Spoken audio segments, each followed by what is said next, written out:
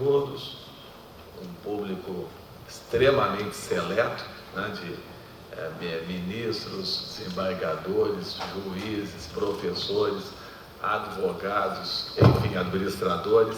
Eu vou pedir a licença a todos para fazer a saudação do nosso presidente, Dr. Gastão, que está comemorando 60 anos de escritório e teve uma belíssima homenagem hoje aqui na sede da OAB de Ribeirão Preto, que nós tivemos o privilégio de participar. Eu sei que o tempo urge aqui, então eu vou diretamente ao tema. Na verdade, a discussão a respeito das modificações na Lei de Recuperação Judicial. Então, a lei de 2005, nós temos um projeto de lei em tramitação no Congresso Nacional, mais especificamente na Câmara dos Deputados, e esse projeto de lei é relatado pelo deputado Hugo Leal. Ele tem feito muitos contatos com todos os interessados, todos os protagonistas na recuperação, na falência, e o projeto está muito interessante realmente. Inclusive lá ele foi até o STJ, o presidente, ministro Noronha, formou uma comissão de ministros presidida pela ministra Nancy Andrighi. Nós tivemos o privilégio também de participar dessa comissão, analisando vários aspectos do projeto. E na minha exposição vou pensar algumas questões que eu penso das mais interessantes, e que realmente é novidade no projeto, que são relativas à insolvência transnacional e à cooperação entre juízos transnacionais na reforma da Lei de Recuperação Judicial. Então, o meu tema vai ser exatamente o exame da análise dos principais aspectos da insolvência transnacional e também a questão da cooperação nessa proposta que nós temos em tramitação no Congresso. Vou dividir em duas grandes partes a minha exposição. Na primeira parte, eu vou analisar o que é insolvência transnacional e também, na segunda parte, aí sim, uma análise a respeito da cooperação entre os juízos transnacionais. Pois bem, insolvência transnacional. O que é isso? Bom, nós vivemos exatamente a era da globalização, nós vivemos a era dos grandes grupos econômicos e tem sido frequente que grupos econômicos sediados, grandes grupos econômicos, grandes multinacionais, sediadas em um país e com estabelecimentos em outros países, entre também em crise econômico-financeira, também acabem sendo suscetíveis à falência, à recuperação judicial. E a grande questão é como se processa essa falência em que a sede da empresa é em um país, o Brasil, e ela tem estabelecimentos em outro país. Esse problema no Brasil se tornou mais agudo, especialmente nos últimos 5 anos, envolvendo empresas ligadas ao setor de petróleo. Então, teve casos de petróleo e telefonia. Teve casos, inclusive, de empresas com recuperação judicial em tramitação no Brasil, que tiveram até decreto de falência em outros países, na Holanda. Então, exatamente essas questões são de extremo relevo e como resolvê-las. Como é que eu passo? Foi. Então, tudo isso já falei e já estamos aqui. Então, insolvência transnacional, situação de crise econômico-financeira das grandes empresas integrantes de um mesmo grupo econômico, mas sediadas em diferentes países. Nós temos várias teorias para resolver essa questão.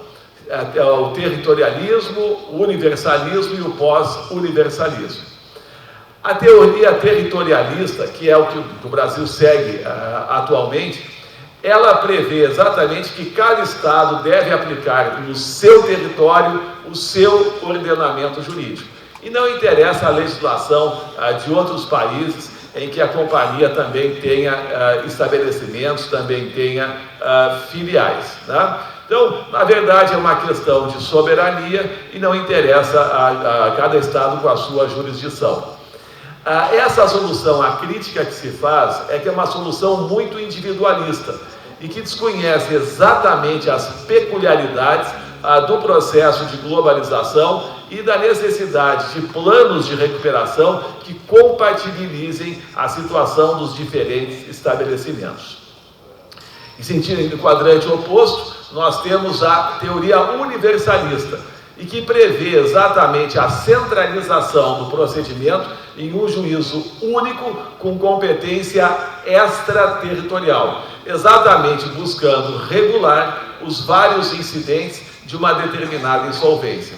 De algum modo, quem acaba adotando essa teoria é a União Europeia. Eles têm uma preocupação muito grande com os casos de insolvência envolvendo empresas sediadas dentro da União Europeia e que tenham estabelecimentos em diferentes países. Tem casos bem interessantes. Na União Europeia é viável, mas em relação a países que não situados fora, extracomunitários, isso é uma solução idealista, exatamente por desconhecer o princípio da jurisdição soberana dos Estados, e aí a efetividade prática é muito difícil.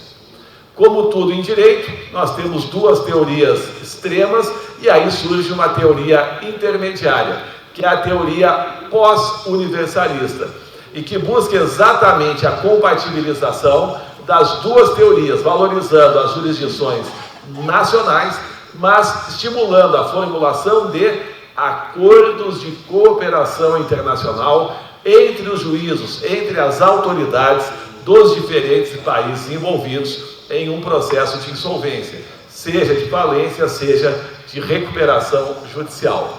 Aqui é interessante, ela prevê, estimula exatamente a coexistência do processo principal, main proceeding, e dos processos secundários, non main proceeding, e a formulação de protocolos de cooperação, court-to-court cooperation, entre os juízos dos diferentes países, CCC. Qual é a vantagem desses protocolos de cooperação entre diferentes países, diferentes autoridades envolvidas no processo de insolvência? Em primeiro lugar, a extrema rapidez das comunicações. Aqui a gente está falando exatamente de grandes empresas, especialmente em processo de recuperação, e a demora pode ser fatal nesse procedimento. Especialmente, no caso, a técnica normal seria a expedição de cartas rogatórias, e a experiência mostra que as cartas rogatórias demoram meses, anos, né? E simplesmente inviabilizariam esse procedimento.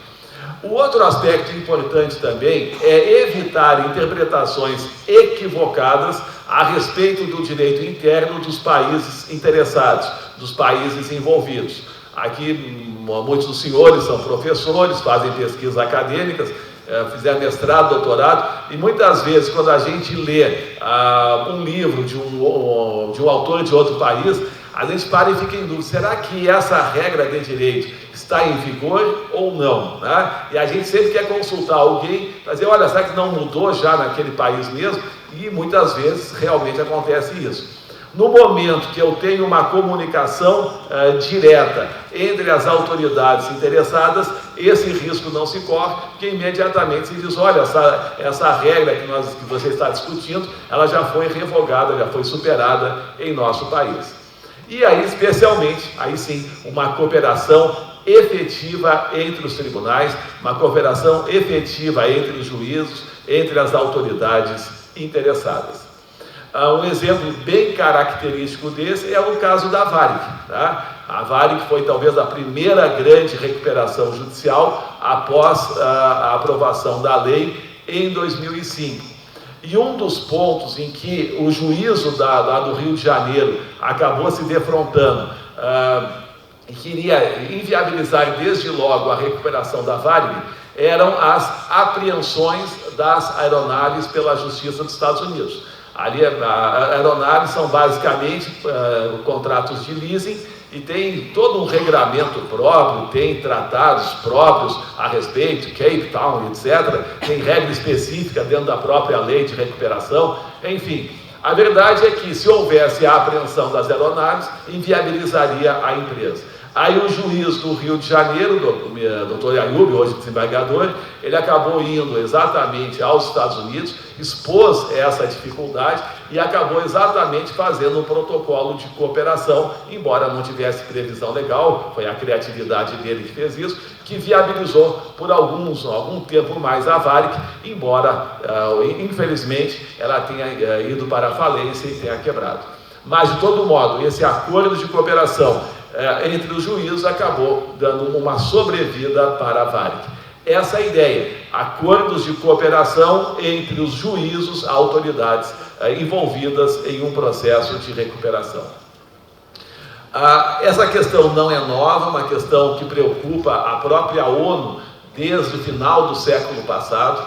Tem uma lei modelo da UNCITRAL, e a UNCITRAL é a United Nations Commission on International Trade Law. E a UNCITRAL, ela tem exatamente uma lei modelo sobre insolvência transnacional desde 1997.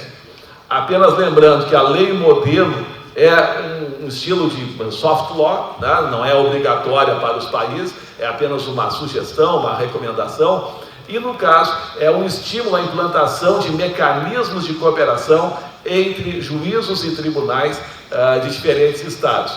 E o objetivo maior é exatamente aquele que é o grande valor, o grande princípio que orienta o direito empresarial, que é a ideia de segurança jurídica nas relações empresariais globais, com a viabilização da reestruturação de empresas em dificuldades. Segurança jurídica nós podemos sintetizar em uma palavra: previsibilidade. Normalmente aqui todos os senhores, muitos dos senhores são advogados na área de direito empresarial, e muitas vezes o empresário, que é administrador, economista, engenheiro, ele não quer saber se tem várias teorias muito bonitas sobre aquele tema. O que ele sabe é o que eu tenho que fazer para não me incomodar. Eu quero ter segurança nos meus investimentos. E segurança é exatamente a ideia de previsibilidade dos efeitos. Essa lei modelo é uma soft law, ela já foi adotada por pelo menos 44 países, talvez até seja mais hoje, e ela exige exatamente a transposição para o direito interno. Pois bem, nós não temos, embora a lei modelo seja de 97, em 2005 ela não foi transposta para o direito brasileiro, embora já pudesse ter ocorrido. Nós temos vários projetos de lei em tramitação prevendo isso, o próprio Código Comercial. Agora, o principal realmente é o PL 10.220/2018, relatoria do deputado Hugo Leal, e que estatui exatamente a incorporação da lei modelo da UNCITRAL ao direito brasileiro. Até é tão grande a preocupação no projeto com essa transposição, e como a língua original da lei modelo é o inglês, então até tem uma referência que na interpretação a gente tem que pensar como seria aquele instituto, aquela regra em inglês. De todo modo, é muito importante exatamente essa transposição, que a lei modelo acaba atendendo às principais exigências relativas à insolvência transnacional. Então, como se dá essa cooperação transnacional?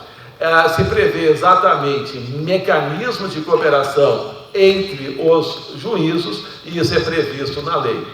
Quais são as principais hipóteses de cooperação transnacional previstas no projeto de lei? Então, tem várias situações. Se exige basicamente um pedido de assistência no Brasil de autoridade ou representante estrangeiro referente a processo em tramitação em outro país, ou o contrário, pedido de assistência em outro país referente a processo em tramitação no Brasil. Ou então os casos que têm tramitação simultânea de processos referentes ao mesmo devedor no Brasil e no exterior. Essa hipótese é interessante.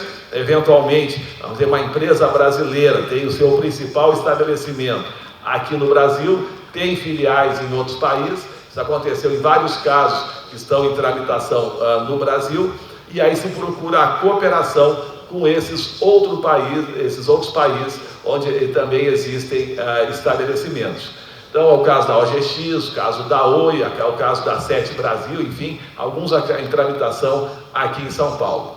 E também o caso, a pretensão de abertura de processo no Brasil ou de participação de processo em andamento. A lei expressamente exclui empresas públicas, sociedades de economia mista e também instituições financeiras e entidades correlatas.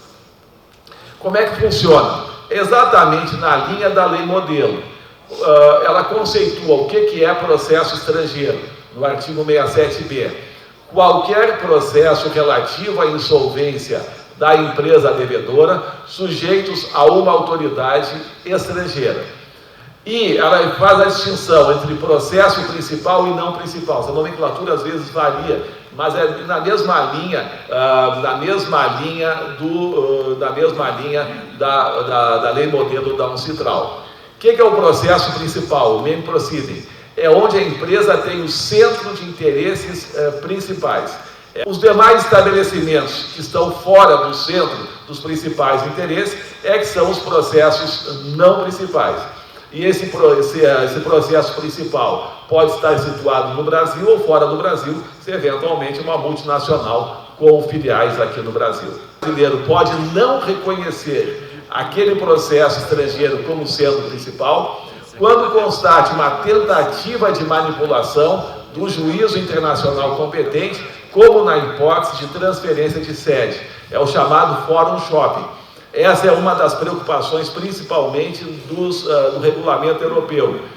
Tem um regulamento europeu mais antigo e recentemente foi modificado, e uma das grandes preocupações é essa escolha do juízo, escolha do país onde vai tramitar a recuperação. E esse fórum shopping, ele procura se recomenda que seja evitado, que seja controlado.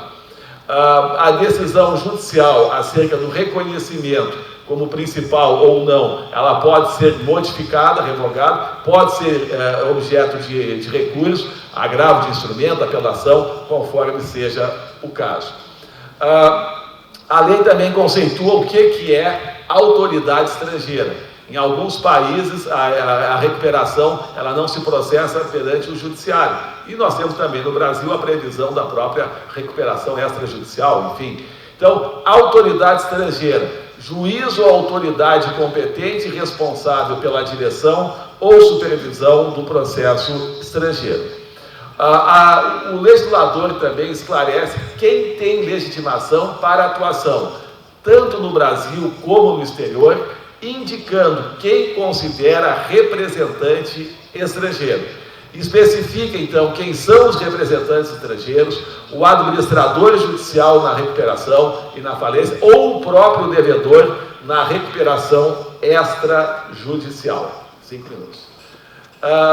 Também estabelecem regras a respeito da competência, sempre ligando ao juízo do principal estabelecimento do devedor no Brasil, para o reconhecimento do processo estrangeiro e para a cooperação com a autoridade estrangeira. A autoridade estrangeira, então, estabelece quem vai ser, o procedimento para o reconhecimento do processo estrangeiro também é regulado minuciosamente na lei.